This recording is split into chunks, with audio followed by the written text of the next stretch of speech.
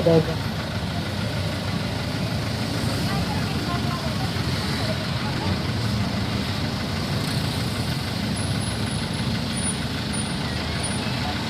Bismillahirrahmanirrahim. Bismillahirrahmanirrahim. Assalamualaikum warahmatullahi wabarakatuh. Aduh, orang semangat ini pertanda kita masih butuh THR kayaknya ya. Biar semangat, aduh harus ada THR lagi gitu harusnya ya biar semangat. Tapi ibu bapak Kang Tetenya sudah siap naik bandrosnya siap? Ya, kalau siap mah harus semangat dicoba sekali lagi. Sampurasun. Aduh, pertanda dari luar Bandung kayaknya ya. Atau dari luar Jawa Barat, dari mana aja nih ibu bapak Kang Tetenya? Yang dari luar Bandung? Ada dari mana? Dari Jakarta. Ada yang sering dari Jakarta? Ya? Bukit Tinggi. Mohon maaf? Bukit Tinggi.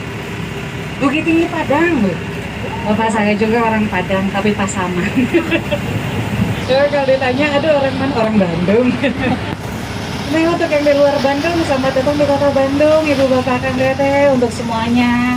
Selamat menaiki bandros. Bandros ini singkatan dari Bandung Tour on the Bus. Jadi keliling Bandung menggunakan bis bandros sambil membahas isi Bandung itu ada apa aja sih. Nah, sebelum keliling, perkenalkan nama saya Ayu Anissa dari HPI, Himpunan Pramu Wisata Indonesia. Lalu drivernya ini bernama Pak Asep namanya. Oke, kita langsung aja ya, Bu Bapak Kang Teteh membahas isi Bandung yang pertama, yaitu penjara pertama di kota Bandung. Ini sudah ada dari abad ke-18 yang ada di sebelah kanan. Ada patung Bung Karno, lalu ada bangunan warna putih kecil. Nah, itu selnya Bung Karno, sel nomor 5. Ini penjara pertama, dulu ini kompleks penjara, ada tembok-tembok tingginya. Tapi pada tahun 1980-an itu dirubah. menjadi situs sel penjara. Bung Karno pernah dipenjara kurang lebih selama 1 tahun 2 bulan. Ini ada 2 pertanyaan yang sering banget ditanyain.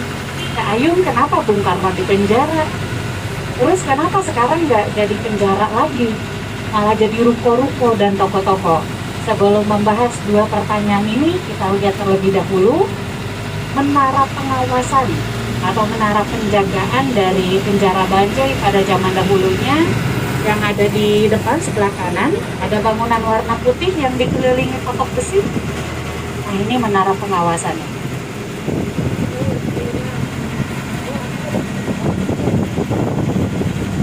Oke, kita bahas ya. Kenapa Bung Karno dipenjara? Aduh, bentar lagi pemilu jadi harus hati-hati ya. Ibu Bapak KNT-nya boleh menyebutkan tapi Ayu tidak boleh. Karena Bung Karno mendirikan partai yang sekarang warna merah yang dengan logo bantengnya. Menurut orang Belanda itu sebuah pemberontakan karena melawan pemerintahan Belanda. Akhirnya Bung Karno ditangkap di Yogyakarta, dipenjara di Bandung. Lalu kenapa sekarang tidak menjadi penjara lagi?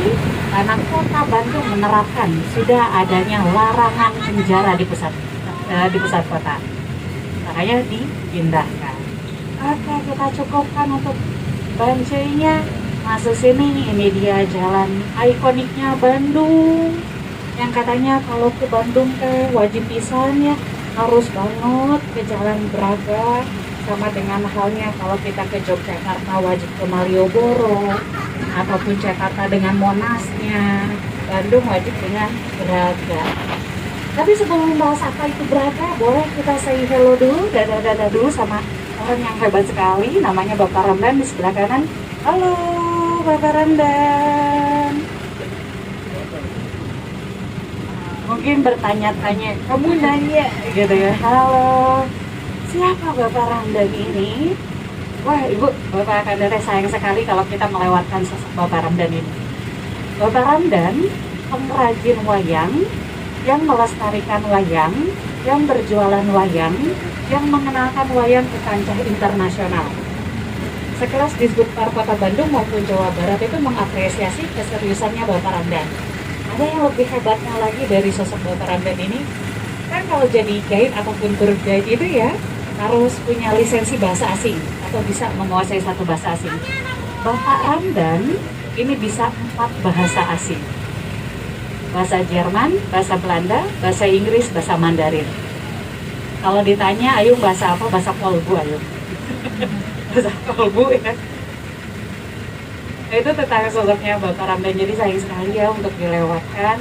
Kalau ingin mengenal lebih tahu lagi tentang wayang golek, nggak bisa langsung ke Bapak Ramdan. Oke, kita cukupkan untuk Bapak Ramdannya. Nah, balik lagi ke awal, Braga. Kalau bahasa Sundanya, nah hanya cenah Braga teh disebutnya Braga. Nah, kudu Braga. Kenapa harus disebutnya Braga? Dari kata apa sampai bisa dibilangnya Braga? Ternyata Braga ini berasal dari bahasa Sunda. Abar raga, mumbar raga, atau Indonesianya adu gaya. Adu gaya, karena dulu none-none Belanda memamerkan baju-bajunya dari Paris, Prancis. Ini fashion show catwalk sepanjang Jalan Braga. Abar raga, mumbar raga, adu gaya. Makanya disebutnya Jalan Braga. Nah, itu dia awal mulai dari kata Braga. Ini kalau sekarang Jalan Braga ini tempat nongkrong anak-anak zaman sekarang ya. Bahkan di Braga juga disebutnya puskesmas. Ada yang tahu puskesmas singkatan dari Pusat Kesehatan Masyarakat? Salah. Kalau di Braga mah Pusat Kesehatan Mas. Braga puskesmasnya artiannya berbeda gitu kan. Karena ada apa Bu? Di sana banyak ya tempat kesehatan mas-mas. Jadi Bu, nanti kalau pacarnya atau suaminya Bapak lagi di mana puskesmas, langsung video call. Harus langsung video call. Puskesmas mana nih? Oke, kita cukupkan ya. Nah, jadi kita lihat kereta api zaman dulu di sebelah kiri depan di kantor pusat PT KAI. ada lokomotif kereta warna hitam, merah, dan gold. Nah, itu namanya kereta api Sigombar. Kereta api zaman dulu kayak gitu. Dan untuk ibu dan para calon ibu mohon diingat kembali, tadi namanya Sigombar bukan si Thomas. Ini bis Bandros bukan bis Tayo. Sekian, terima kasih. Terpower apa tuh? Iya, Tayo mah bukan warna biru ya. Kalau ini warna apa? Warna pink. Berarti ini namanya siapa? Jadi bukan ya, bukan animasi, bukan. Tapi ibu-ibu atau mamanya bilang semua kereta namanya Thomas, suami dan anaknya ngikutin gitu. Begitu pun sama dengan bis, kenapa semuanya Tayo? Nah, disebutnya Tayo, padahal berbeda tadi Sigombar. Nah, ngomong-ngomongin tentang kereta api, ada yang pernah melihat kereta api uap dari zaman Belanda? Belum? Ini yang memang kurang familiar sebagai orang Indonesia. Dan orang luar negeri itu datang ke Indonesia ingin lihat kereta uap. Memangnya sampai sekarang masih ada kereta uap yang masih berjalan? Ada. Ibu katakan ada. Bagi orang luar negeri ini sebuah wisata, sebuah kekaguman gitu ya, patut dikagumi. Di Sragen sampai hari ini lokomotif kereta api uap masih berjalan untuk membawa kayu. Orang Belanda dengan orang Jerman rata-rata datang ke Sragen itu ingin lihat ini ya kereta api Indonesia pada zaman dulu. Karena kalau tadi kita lihat lokomotif Sigombar itu kan bukan kecil ya, ukurannya memang ukuran kecil, tapi yang kereta api uap zaman Belanda itu lokomotifnya aja segede bandros, bahkan lebih besar lagi. Kalau sekarang kan di rel kereta itu ada dua ya, ada dua cabang. Satu relnya itu cukup untuk satu kereta ataupun berhadapan ya bisa. Oh, ini gede banget, Sragen. Kalau mudah-mudahan ya ada kita rezekinya untuk Sragen.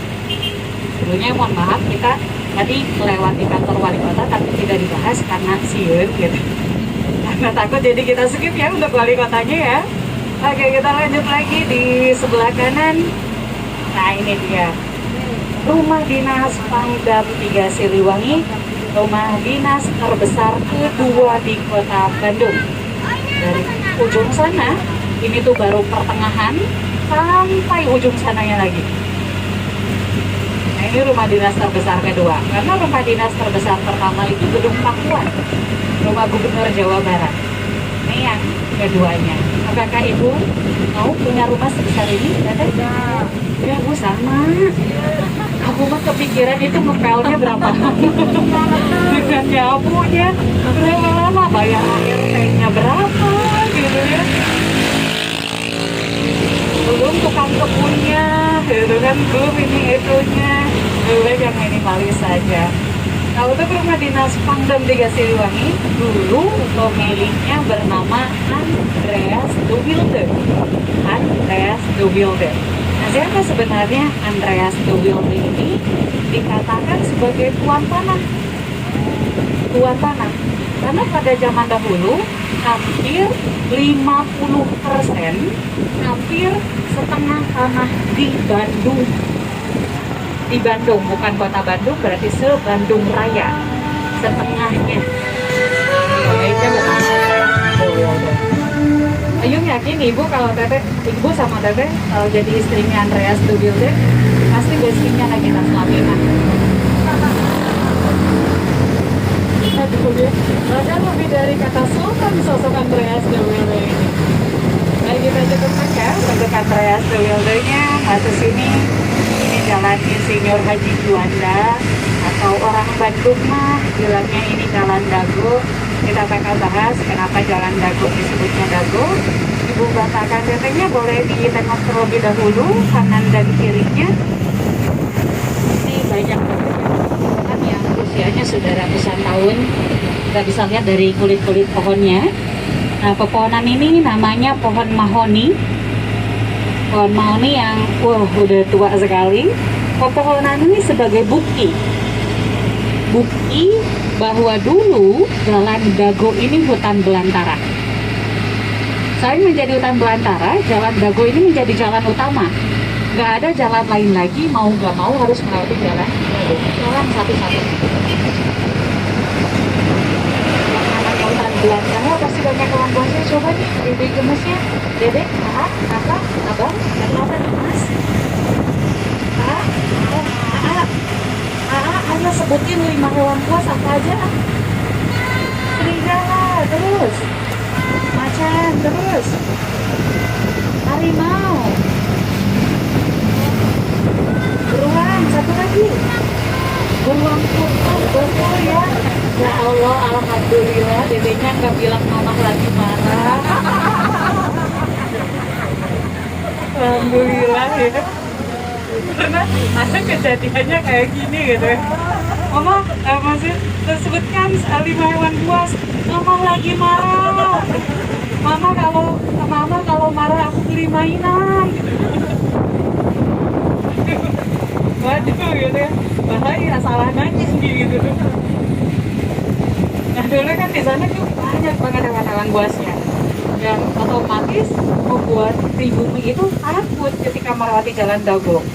Gimana caranya orang-orang zaman dahulu menghilangkan rasa takut ketika melewati jalan Dago? Kalau di depannya ada orang, itu tuh selalu teriak, "Dagoan, euy! Dagoan! Tungguin, tungguin!" Makanya sampai sekarang disebutnya jalan Dago. Dan ini ada perbedaannya. Orang Bandung asli itu pasti bilangnya Dago. Orang dari luar Bandung pasti bilangnya Jalan Juanda. Makanya kalau misalkan ada sesuatu kejadiannya kayak gini, ayo bahkan ke kejadian pribadi gitu ya.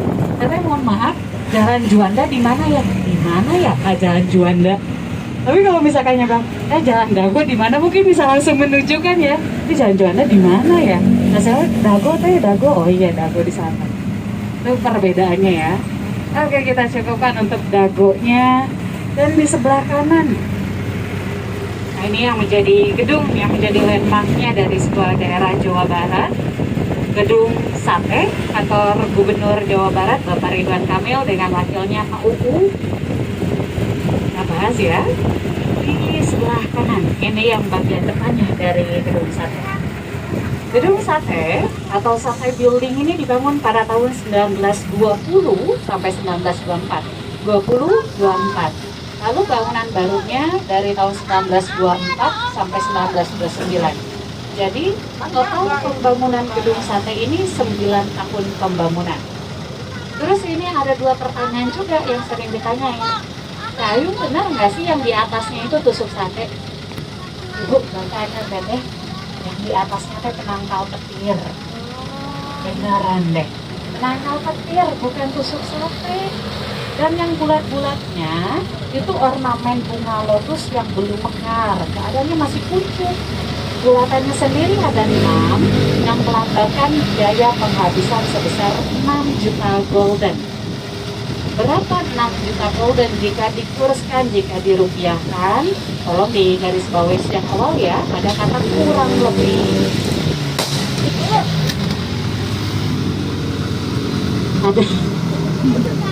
Ada kata kurang lebih gitu ya, kurang lebihnya 500 sampai 600 miliar untuk pembangunan Gedung Sate. Terus pertanyaan yang kedua, terus kalau yang di atasnya itu penangkal petir, kenapa nggak dinamain gedung penangkal petir? Kenapa harus sate? Karena balik lagi ke kultur dan kebiasaannya orang Sunda, punya kebiasaan apa yang dilihat, apa yang didengar, itu yang dinamakan. Dulu booming sama yang namanya sate, bentukannya kayak sate, jadi namanya gedung sate. Itu dia, balik lagi ke kulturnya. Kan ada juga ya peribahasa, ini bukan peribahasa sih, tapi fakta ya. Orang Sunda mah nggak bisa bilang F, tapi fitnah, tapi itu teh fakta. F yang selalu berubah menjadi P, itu fakta. Memang Ayun juga susah untuk menghilangkan belibet gitu ya, belibet untuk bilang F itu susah, apalagi kalau lagi ngomong gitu. Oke, kita cukupkan ya untuk gedung sate. Oh iya, ini aduh hampir kelupaan. Ibu Bataka Satenya pernah naik ke menaranya gedung sate? Belum? masuk ke dalamnya? Foto di depan dan di belakangnya? Belum, semuanya belum ya. Ini fun fact-nya. Ibu, katakan Teteh, kita bisa nggak sih naik ke menaranya? Bisa. Bisa nggak sih masuk ke dalamnya? Bisa. Padahal kan tidak ada, misalnya kita tuh bukan pegawai di sana kok bisa Ibu Bapak kan Teteh. Karena semenjak Bapak Ridwan Kamil menjabat menjadi gubernur, gedung sate itu terbuka untuk umum. Siapapun bisa masuk. Terus kalau misalkan naik ke menaranya bagaimana? Yang pertama itu harus ada izin, udah. Harus ada izin dulu, diperbolehkan atau tidak. Tapi biasanya kalau kita kesananya sore-sore setelah jam kantor beres, itu kita bisa naik. Ataupun ketika hari libur, itu kita bisa naik ke menaranya. Terus dan kalau misalnya masuk ke dalamnya, memang ada apa? Ada 4 tempat yang bisa dikunjungi. Pertama, Museum Pos Indonesia. Museum pertama di kota Bandung yang bawah tanah. Masuknya gratis. Kedua, Museum Gedung Sate. Berbayar 5.000 per orang, tapi sudah mini bioskop dari Gedung Sate. Lalu yang ketiga, ini ada Taman Gedung Sate. Belakangnya Gedung Sate dengan ciri khas bangunan Eropa klasik. Itu bagus banget. Gaya-gaya Eropa. Lalu yang keempat, ini ada kantin Gedung Sate. Karena sekarang hari terakhir puasa, ini mah ayo mengikuti pemerintah ya. Karena sekarang hari terakhir puasa, Bu, di sana mie kocok sama tahu gejrotnya cobain deh. Aduh, mantap pokoknya. Cobain. Ya, bisa kalau kita masuk ke dalamnya ya, terus foto di depan dan di belakangnya itu bisa banget. Jadi ini bukannya membandingkan, tapi kita berbicara fakta saja. Kalau orang Sunda mah bilangnya mumpang-mumpeng. Mumpung Bapak Ridwan Kamil masih punya jabatan 1 tahun lagi menjadi gubernur, nggak main ke Gedung Sate. Mungkin ya ketika ada gubernur baru, Gedung Sate menerapkan ketentuan lama tidak terbuka untuk umum. Memang nggak main dari sekarang. Oke, kita cukupkan. Masuk sini, ini Jalan Lombok. Di Jalan Lombok ini banyak banget kulineran bakso, tapi memang mudik kayaknya ya, mudik. Ini juga, aduh, fakta menarik juga nih Ibu tentang Bandung. Mungkin sama dengan halnya Jakarta ya. Apakah merasakan kalau misalkan liburan atau lebaran, Jakarta pasti nggak macet, Bandung nggak macet. Jadi ketika ngambil dari sana, oh ternyata orang Bandung asli ini semuanya. Bandung ini nggak macet sebenarnya, kalau semuanya orang Bandung. Jakarta pun sama, Jakarta nggak macet ya Bu ya. 2 hari ke belakang ayo ke Jakarta itu lancar ya sudah terasa biasa pokoknya. Nggak ada tuh yang tidit nggak ada Bu. Kan biasanya wah gitu ya selalu tidit gitu, karena nggak ada. Oh sebenarnya orang Bandungnya itu hanya sedikit gitu ya, tapi banyaknya yang pendatang. Sama kok dengan kota-kota lain. Oke, kita cukupkan. Kita masuk sini, ini Jalan Aceh.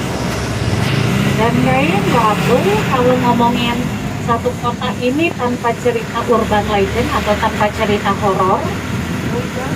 Di Bandung ada cerita horor tentang rumah kentang, ada kepala buntung, rumah gurita, terus masih banyak lagi. Di sebelah kanan ini ada rumah kentang 1908. Kepala buntung mana? Oh, kepala buntung di Jalan Kompen Bu, ceritanya. Yang rumah kentang mana Mbak? Di sebelah kanan. Nah ini rumah kentang 1908. Ceritanya, Abang, rumah gurita di sana mau ke arah Lembang. Iya, sebenarnya tuh bukan. Oh, gitu. Aku kira udah pernah ke sana. Oh iya. Nah tadi ya tentang rumah kentang.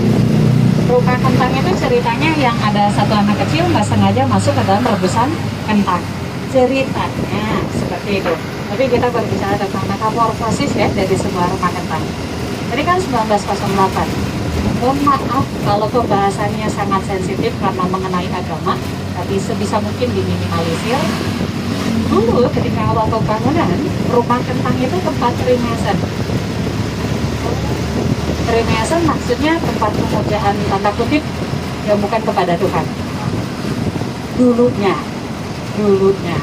Tapi sudah tidak lagi, baru menjadi tempat tinggal.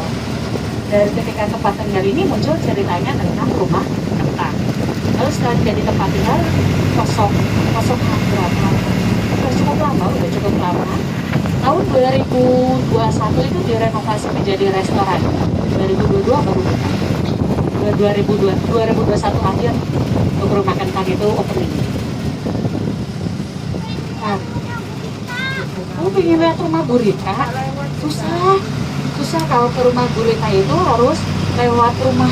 Kalau mau masuk ke sana harus lewat rumah warga. Jadi susah. Sebenarnya itu bukan ceritanya memang ada horor atau enggak, tapi yang pemiliknya ini suka sama seni, anak seni. Lalu suka banget sama yang namanya gurita. Yang lainnya di atasnya itu tidak ada genting, tapi hanya gurita. Cuman kan dibiarkan kosong ya, ada ya hal yang seperti itu, makanya isunya rumah gurita. Bahkan kalau yang terbaru, cerita horor yang sekarang di Bandung itu ada yang pernah dengar di Soreang, di Kabupaten Bandung, ibu melahirkan di rumah sakit, padahal itu rumah sakit kosong. Tapi melahirkan ada sesuatu. Benar. Maka masuk koran, masuk TV juga.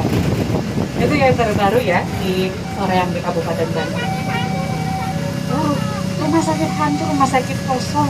Aduh, ada rumah aku pikirnya rumah sakit. Apa?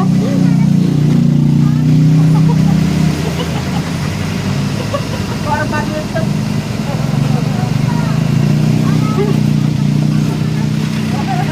Oh nggak ada yang namanya suster ngesot, nggak ada. Kasihan atau nanti pahanya kurus tergesot-gesot. Nggak ada suster ngesot, nggak ada dede nih ya. Sekarang ini dede boleh takut sama hantu, tapi nanti kalau udah gede takutnya nggak punya uang. Coba dia tanya nih, coba ya bertanya. Lebih baik ketemu hantu daripada nggak punya uang. Betul ya. Takut banget kalau nggak pegang uang itu, aduh. Nah sekarang boleh takut sama hantu. Nanti kalau udah gede jangan ya. Oke, kita lanjutkan lagi. Di sebelah kanan ini ada Masjid Lautse 2. Lautse pertama di Jakarta, Lautse 2 di Bandung, Lautse 3 di Cianjur, Lautse 4 di Bogor. Dan biasanya Masjid Lautse ini untuk orang-orang Tionghoa yang bermualaf. Dan di sebelah kanan ini ada Bakery Cafe Rasa. Ini Bu, aduh harus banget ya cobain ice creamnya. Swear, enak banget es krimnya. Pernah nyobain tempo gelato yang di Yogyakarta? Lebih enak gitu di Bakery Cafe Rasa. Cobain, aduh mantep pokoknya ya. Oke, kita lanjut lagi di sebelah kanan. Ini ada Hotel Prama Preanger, hotel tertua kedua di Kota Bandung yang dibangun pada tahun 1929. Aduh, bakal menarik dari sebuah Preanger ini arsiteknya bernama Insinyur Soekarno, Presiden pertama Indonesia, dibantu dengan guru besar ITB yang bernama C.P. Bob Schumacher. Karena Bung Karno dulunya arsitek sebelum menjadi presiden. Dan ini ada titik 0 km Bandung. Nah itu bukan kereta api, tetapi itu Stum Wall BDG 0. Nah itulah tengah-tengahnya Bandung, tonggak berdirinya kota Bandung. Di Bandung 0, Herman Willem Dendels menancapkan tongkatnya dan sambil berkata, coba usahakan bila aku datang kembali ke tempat ini, sudah dibangun menjadi sebuah kota. Bandung menjadi kota Bandung pada tanggal 25 September 1810. Jadi kota Bandung tahun sekarang 213 tahun. Di sebelah kiri, Savoy Homan. Ini hotel pertama di kota Bandung, kepemilikan keluarga Homan dari Jerman. Di sebelahnya Savoy Homan ada Bank Mitsubishi, bangunan warna keren. Ini supermarket pertama di kota Bandung, The Freeze. Di sebelah Gedung Merdeka. Dan biasanya di sini ada hantu-hantu Bandung, mungkin hantu-hantu Bandungnya masih mager ya.